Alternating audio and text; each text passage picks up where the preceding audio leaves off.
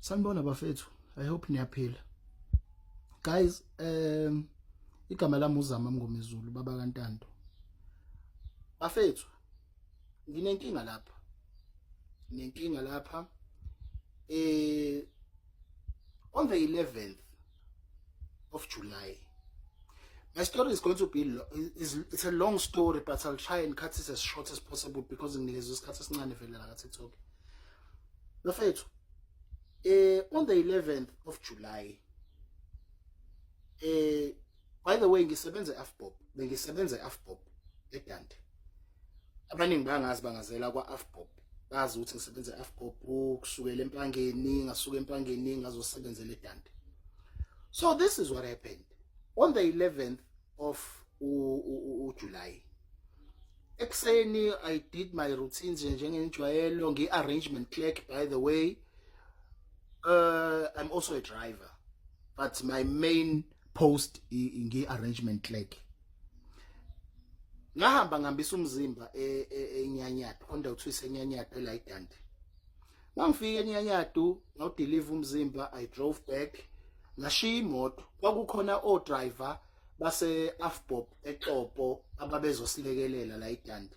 So ngase ngithi ngoba vele ngihlala ngedwa layiDande, awuthi ngibancikise because bawu2.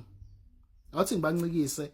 So when I got back to elokhuzaneni ebranchini ngashiya imoto, ngase ngitshela umphathi ukuthi ngicela ukuyendlini just ukuthi ngiyofixa ekamereni leli abazolala kulona ukuze bezofika seku right because babesahambile nabo beyodeliver eyabo imzimba ngoba bezosilekelela. Imzimba izolala ekhaya izongcotshwa the following day. Avuma umphathi kahle nje ngabi nankinga, ngathatha imoto ngagoduka. Mase ngigodukile okay fine kuqhutshekwe bebuye ke o driver kulalwe kuvuka ngakusasa sihambe siyongcwaba le mize singcwaba kuyona. On Monday morning uphume ilokhuzane ibanking ukuthi ayihambe imali iyobhenkwa. Le mali mayiyobhenkwa kudiscover ukuthi imali iyashota. Ishota ngo-1.5. Uma imali ishota ngo-1.5 kucace ukuthi okay shothi imali khona ithathile. Si check imali ilahleke nini? Kuthiwa imali ilahleke on Friday kanini? Ntambama okay uZama wayengekho emsebenzini ntambama. UZama wayesegodukile. Mina uZama. Mase ngigodukile ngaye endlini ntambama. Saturday ngangekho emsebenzini ngangiyongcwaba. Sunday ngangasebenzi ngangingekho. Ukhiye wesafe lana uhlala khona imali uhlala kumphathi. Umphathi igama lakhe uLouis Fourie. Ngiyaxolisa ukumention amagama abantu, but ngizowa mention because ngendlela engilimele ngayo emoyeni bafethu, ngendlela engilimele ngayo. Lento ngiyabona ngcono ngiyikhulume because angifuni bese ngoba izinto ezikanjena uma ungayikhulumi zibundelana ngaphakathi kuwena. Abantu babona sebebona ngo rest in peace bethu bengasho ngani ukuthi unenkinga, yabo? So angisho ukuthi uzoba khona rest in peace, ngeke uzube khona. Ngeke uzube khona. So bafethu umphathi avele abize umlungu we-lie dictator test. Umbiza when was it? On a Tuesday. Umbiza ufika on a Tuesday. Last week Tuesday. Umefika last week Tuesday umlungu we-lie dictator test. Asiteste sonke emsebenzini. Mina ngingena lento ngena ko-lie dictator test because bathi ngangikhona emsebenzini ngaleso sikhathi. Ngithi mina highly impossible ngangingekho mina emsebenzini. And I have proofs ukuthi ngangingekho emsebenzini. Umphathi maye check imoto kwi-tracker, uchecka le moto lena engangihambe ngayo ukuya ngayo eNyanyatu ngiyodeliver umzimba. Akayicheck imoto lena esengigoduka ngayo ngiyanga endlini. Wazi kahle ukuthi ngangingekho emsebenzini. So guys, angifuni uqamba manga lento ngizoyikhuluma because ngihlukumezekile AFPOP. Usihlukumezile uAFPOP singabasebenzi. uAFPOP waseDande usihlukumezile uAFPOP waseDande. Laphana sithethiswa ngisho phambi kwama client. Kumanje kune client elifake icase la ifaka ehead office yaka AFPOP ayithathwa notice ngenxa yokuthi umlungu. sihlukumezekile guys eAfbobedandi hayi indaba yokudlala sihlukumezekile eAfbobedandi kwathi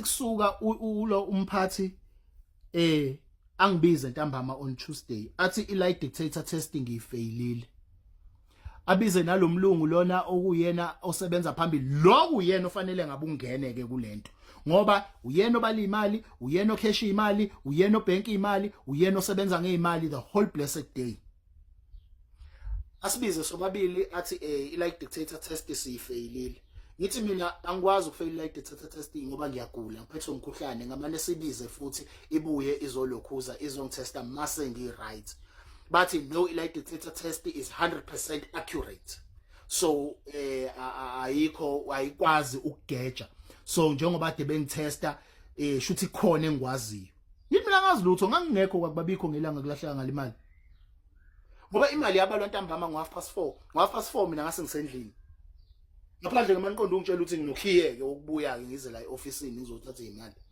ofithi ukhiya nginawo the only thing enginayo i-remote gate ngoba always I'm on standby that's the only thing ngine remote gate nokhiya okuvula emoshwari okuvula ema-office nokuvula ama-safe anginawo hayi bekhulumeke kuthiwe ayi sizoya kwi-hearing yaconductwa kwi-hearing this last Tuesday le Tuesday sisuka kuyona kade ngibiziwe ke namhlanje emsebenzini bafethu angisasebenzi afbobo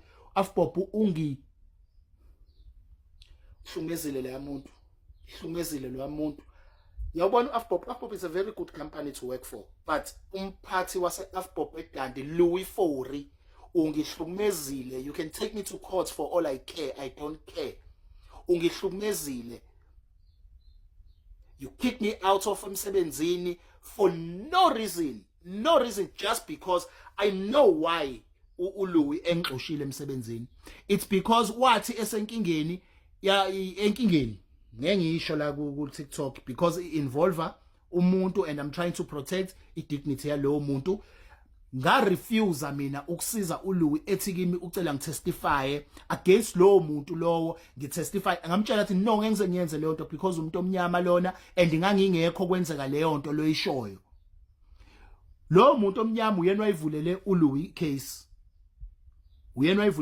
case so only to find ukuthi uzocela mina ukuthi ngoba sasisebenza sonke ngaleso sikhathi uzocela mina ukuthi ucela ukuthi ngimlekelele kule case ngathi mina mfethu ngicela ungayingeni ngiyacela mphathi ungayingeni because ngangingekho angazi ngize ngitshelwe lutho ngiqala ukuyibona lento ngoba isifake amaphoyisa phakathi so ngicela nje ukungayingeni so yaqala lapho ke tension between mina nomphathi and lento lena ayiqala ukwenzeka leyenzeke manje leyo ukuthi kuxoshwa abantu bengenacala siyaxoshwa eAfbobedandi lo mlungu una only lousy 2 years efikile eDandi but abantu abaxoshile they are more than 10 uyaxosha uyaqasha ubuyisa abadala akade sebaxoshile abasebenzise abaxoshe nabo exactly what happened to me bafethu sihlumezekile eAfbobedandi angazi lento yazi sengicele abantu abaseqenjini engikulona iIFP abayingeni ngayicela kuyiqembu leMK abayingeni angazi ukuthi fayele size sayicela lento ukuthi sicela besilekelele nakho sisenkingeni eAfbobedandi ngingakabi nankinga nje sisenenkinga nje ukuthi nanga umlungu esihlukumeza sibhekile iMK ayingeni iIFP ayingeni and nje angifuna uqamba manga angiyiboni ngivota next year uma nhlule usiza sisenkingeni bafethu sisho sithi nakho sisenkingeni last year ngaze ngadlelwa imoto yami yadliwa on my birthday first thing in the morning ngavuka ngabantu besebela phandle bethi bazolanda imoto iyadliwa cause bengasayikhokheli nakhona futhi emsebenzini ngangimiswe uye Louis lowo hlumezile lo muntu bafethu udestroyile impilo yami and hayi kulungile kodwa kulungile and ngisazo expose uAfbob waseDandi ngisazo expose wait and see guys hlumezekile mina kule company yet lapha ama client amangithandani hayi kulungile kodwa kulungile